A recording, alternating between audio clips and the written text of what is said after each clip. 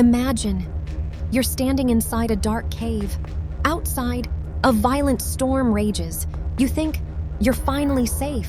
Then suddenly, the entire mountain shakes. A massive boulder crashes down. The only exit is gone. You're trapped. No food, no water, no escape.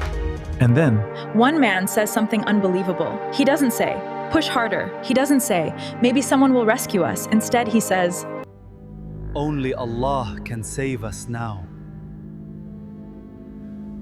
What happened next was so extraordinary that the Prophet Muhammad, peace be upon him, narrated this true story for every generation to remember. Long before our time, 3 righteous men were traveling together.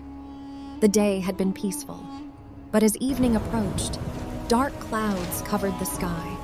Lightning flashed, thunder shook the mountains, heavy rain poured from the heavens. The storm is getting worse! We need shelter! Look!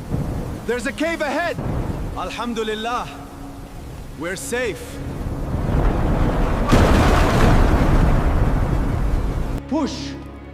All together, again and again. They pushed with all their strength, again and again. The rock didn't move, not even an inch. No one knows we're here. We're gonna die.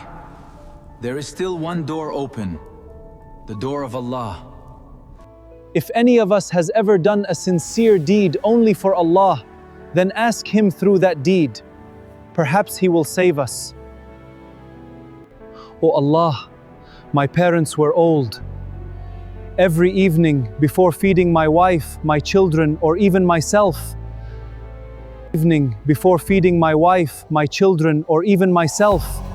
I would first give milk to my mother and father. One day, I returned home late. They had fallen asleep. I stood there holding the milk all night. I refused to wake them, and I refused to give it to anyone else before them. My children cried from hunger beside me, yet I waited until dawn. Only then did my parents wake up and drink. O Allah, if I did that only to please You, then remove some of this rock. Silence. The mountain trembled. The huge rock moved. Slightly. A small beam of sunlight entered the cave. The second man raised his hand and started talking about all the good he had done. O Allah, I loved my cousin more than anyone in this world.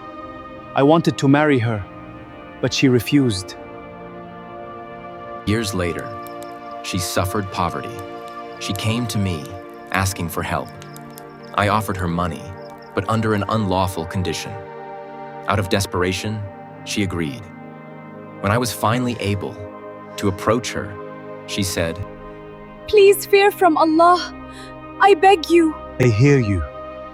Those words shook my heart. I immediately stepped away. I left all the money with her. I never took it back. O Allah, if I abandon my desire only for Your sake, then move this rock. The mountain shook again. The boulder moved farther. Fresh air entered the cave, but the opening was still too small. The third man raised his hands and started describing his greatest act of sincerity. O Allah, I once hired workers. After they finished, I paid everyone, except one man. He left, without taking his wages. I invested his money. Over time, Allah blessed it. It became camels, cattle, sheep, servants. Years later, that worker returned. He asked for his wages. I pointed toward the valley, filled with livestock. Everything you see belongs to you. He thought I was joking. I said, I'm not joking. Take all of it. He took everything. I kept nothing. O Allah, if I did that only for Your pleasure, then remove the rest of this rock. The mountain began to shake violently. The enormous boulder rolled away.